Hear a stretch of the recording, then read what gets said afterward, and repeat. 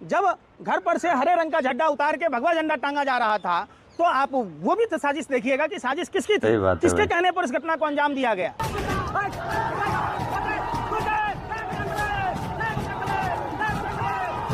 ये क्या हो रहा है? मानते सेकुलरिज्म, मैं नहीं मानता। अरे चुप रहो ना, अरे चुप रहो। सेकुलरिज्म इसकी माँ की सेकुलरिज्म, और जिन्होंने सेकुलरिज्म में ऐड कराया ना ये, उनकी भी ऐसी की तैसी। अरे चुप रहो, कितना दलाली मिला है भाई। अरे डायरेक्ट भेजता है क्या भाजपा वाला? तो जाली टोपी वाले, लंबी दाढ़ी वाले, ऊंचा पजामा वालों को किसी मंदिर के आगे से ताजे निकाल कर दिखा दे भाई साहब, ताजे निकाल कर दिखाओ यार। अरे दलालो सुन तो लो, मुस्लिम हिंदू मुस्लिम का पंगा जमना की तेजी कोई नहीं है, भाईचारा कोई नहीं है, ये सब ढोकलेबाजी है। अरे सुन लो, अरे वो घी में गाय की चर्बी सुअर की चर्बी थी। देश के हिंदू मुसलमान दोनों का धर्म भ्रष्ट। हाय हेलो नमस्कार सत श्री अकाल जी, अस्सलाम वालेकुम। फिर से नई वीडियो पे रिएक्शन करने के लिए तो ये वीडियो चल के देखते हैं। जो दंगा भड़काने वाली वीडियो, इस तरीके की वीडियो आती रहती है, तो मैं ये वीडियो देख रहे हैं तो लाइक करें, शेयर करें, इस चैनल को सब्सक्राइब करें, बेल आइकन को दबाना ना भूलें ताकि ऐसी वीडियो आपके पास आती रहे। हिंदुओं के धार्मिक कार्यक्रमों में हमने हिंदुओं को मस्जिदों पर और मुस्लिमों के घर पर चढ़कर झंडे उतारते देखा है। बहराइच में जो ये हिंसा हुई है उसकी शुरुआत आखिरकार हुई थी कैसे, तो चलिए हम आपको बताते। एक जुलूस दुर्गा मूर्ति के विसर्जन के लिए मुस्लिम इलाके से निकलती है। मुस्लिम इलाके से जब निकलती है तो वहाँ पर डीजे पर गंदी गंदी और भद्दी भद्दी गाने बजाए जाते हैं। गंदी गंदी गाली बजाकर मुसलमानों को भड़काया जाता है। जब मुसलमान फिर भी नहीं भड़कते तो फिर उसके प्रॉपर्टी पे चढ़ के उसके ऊपर इस्लामिक झंडा को हटाकर और उसका जो दीवार है उसको तोड़ दिया जाता है और वहाँ पर भगवा कलर का झंडा लगा देता है।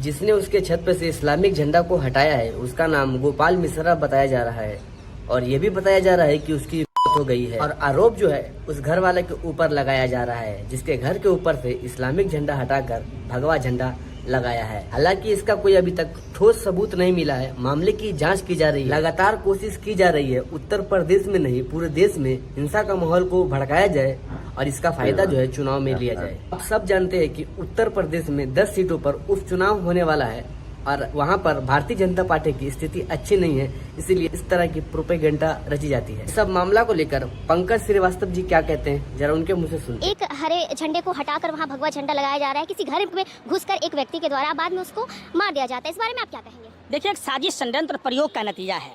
उत्तर प्रदेश में उपचुनाव है।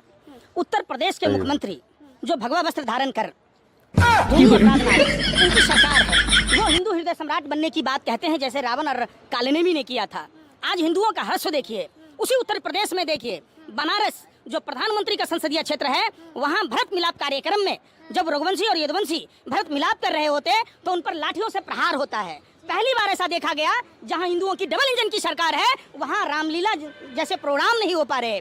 आपने लाल कुर्ती में देखा होगा, मेरठ के लाल कुर्ती में कंचकों ने जो माता के स्वरूप को लोग चढ़ावा देते, उन कंचकों ने अपने पैसे जमा कर रावण बनाया था और पुलिस ऐसे अंधाधुंध लाठियां बरसाई कि समझो इन्होंने तो बांग्लादेश की बात कर रहे हैं, उत्तर प्रदेश को इन्होंने बांग्लादेश बना दिया। हिंदुओं को पूजा पाठ नहीं करने दिया जा रहा है।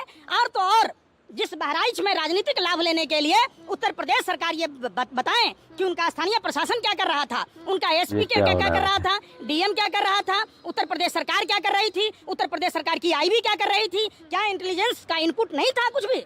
ये जबरदस्ती के वोट के लिए हिंदुओं को ये मौत के मुंह में ढकेल रहे हैं। आज देखिए, जिस प्रदेश में डबल इंजन की सरकार है भाजपा की, वहाँ हिंदुओं के साथ ऐसे अत्याचार हो रहा हो जैसे हम सुनते हैं पाकिस्तान में ऐसा होता है, बांग्लादेश में ऐसा होता है। हमने तो पाकिस्तान और बांग्लादेश जैसी स्थिति उत्तर प्रदेश में देखा है, जहाँ रावण का पुतला दहन तक नहीं करने दिया जाता है, भरत मिलाप नहीं करने दिया जाता है, दुर्गा पूजा का विसर्जन तक नहीं करने दिया जाता है। तो निश्चित तौर पर दुख की बातें हैं।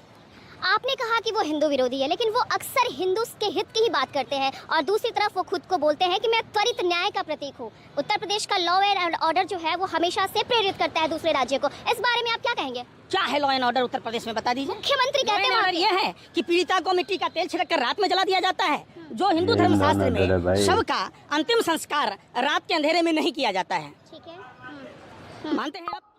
वो वही उत्तर प्रदेश है जहाँ कोरोना काल में लोगों को घर तक जाने नहीं दिया गया।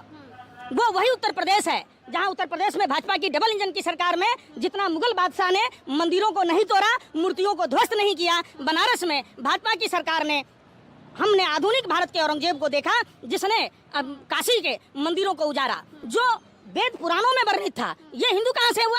आप इस घटना को पूरी तरीके से हिंदू मुस्लिम एंगल बनाकर आप देख नहीं, ये इसमें हिंदू मुस्लिम का मसला ही नहीं है।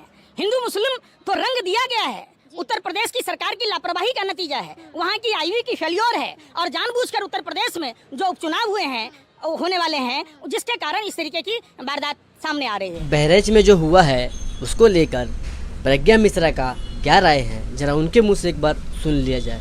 हिंदुओं के धार्मिक कार्यक्रमों में हमने हिंदुओं को मस्जिदों पर और मुस्लिमों के घर पर चढ़कर झंडे उतारते देखा है। क्या किसी मुस्लिम यात्रा के दौरान किसी मुस्लिम को आपने हिंदू मंदिर की प्राचीर पर चढ़कर झंडे उतारते देखा है, झंडे नोचते देखा है? नहीं ना।